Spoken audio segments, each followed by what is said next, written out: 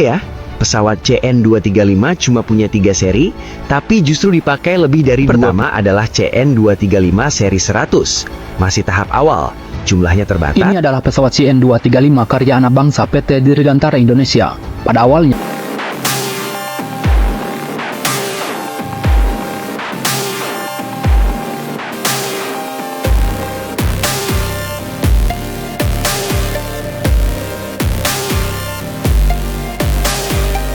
Ajang Singapore Airshow 2026 menjadi panggung pembuktian yang benar-benar telak bagi keperkasaan industri dirgantara Indonesia.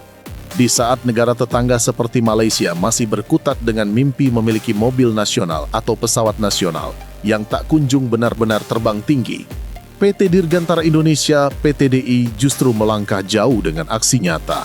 Bukan wacana, bukan janji. PTDI resmi menggandeng raksasa teknologi Amerika Serikat Honeywell lewat kontrak jangka panjang berdurasi 5 tahun. Kesepakatan ini memastikan Indonesia siap memproduksi secara besar-besaran 3 pesawat andalan, NC212I, CN235, dan N219. Ini bukan sekadar kerjasama bisnis biasa. Ini adalah deklarasi terbuka bahwa Indonesia kini pemain inti di ASEAN dengan level industri yang sudah sejajar dengan standar global.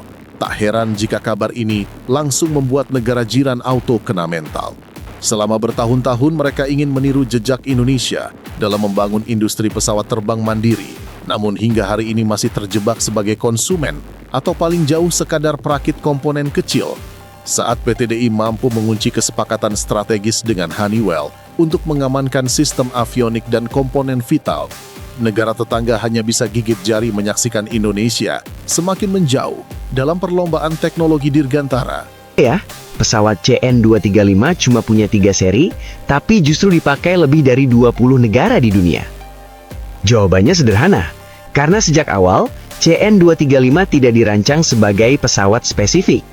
Pesawat ini lahir dari kerjasama setara Indonesia dan Spanyol, bukan lisensi. Artinya, sejak awal CN235 dibuat sebagai platform serbaguna. Kini, PTDI dapat menjamin jadwal pengiriman pesawat kepada pembeli internasional tanpa rasa khawatir akan keterlambatan. Dampaknya jelas, pesawat buatan Indonesia makin dipercaya dunia.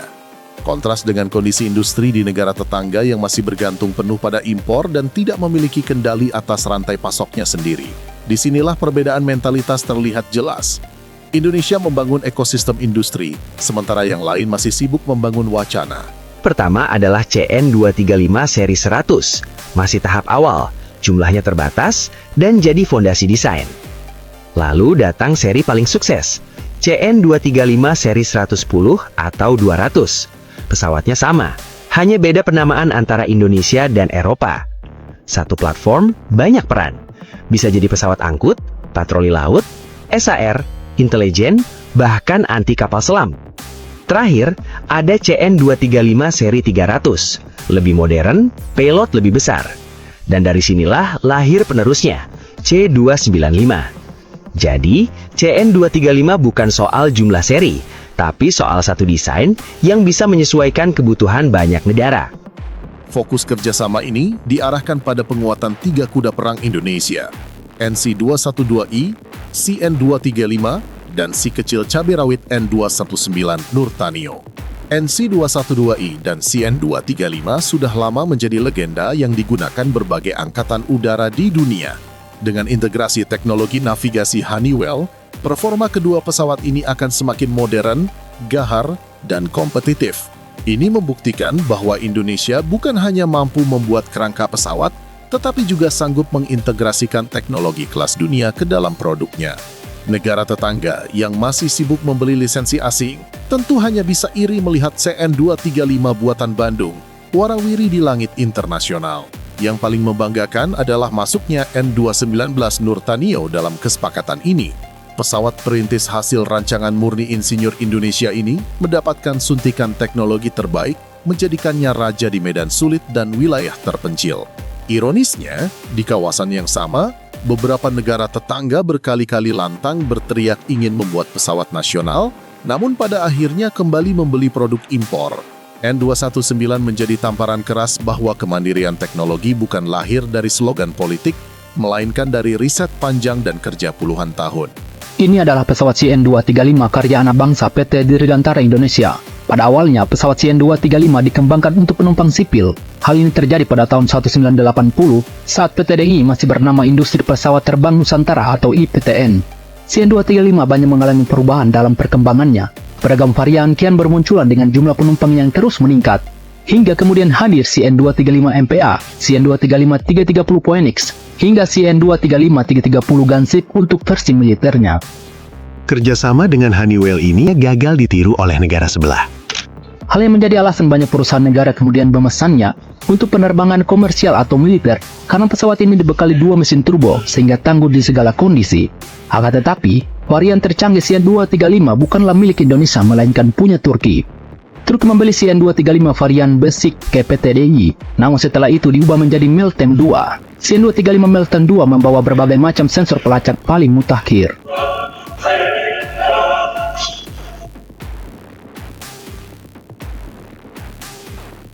Kerjasama PT DI dan Honeywell ini juga bukan semata urusan jual beli. Di dalamnya tercakup penguatan sektor MRO, maintenance, repair, and overhaul, serta transfer teknologi nyata. Insinyur PT DI mendapatkan akses langsung ke teknologi perawatan terbaru, mempercepat kemampuan Indonesia dalam merawat dan memodifikasi pesawat. Inilah titik krusial yang membuat negara tetangga semakin gelisah. Indonesia tidak hanya bisa memproduksi pesawat, tetapi juga menguasai seluruh siklus hidupnya, dari lahir hingga perawatan. Sebuah kemampuan full cycle yang sangat sulit ditiru.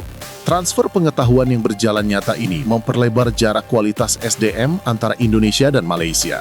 Saat negara tetangga masih kesulitan mencetak tenaga ahli dirgantara, insinyur Indonesia sudah terbiasa mengoprek sistem avionik Amerika.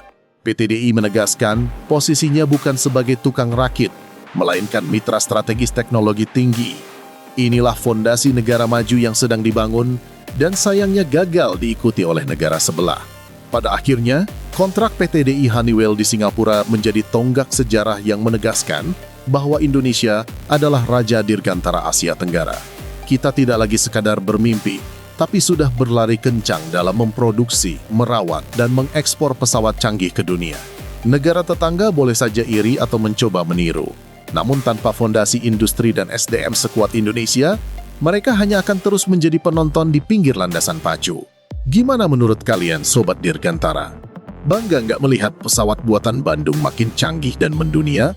Tulis pendapat kalian di kolom komentar. Menurut kalian, apakah negara tetangga bakal makin panas dingin melihat kemajuan ini? Jangan lupa like video ini sebagai dukungan untuk PT DI dan subscribe channel ini, supaya kalian tidak ketinggalan berita alutsista Indonesia yang makin gahar. Maju terus Dirgantara Indonesia!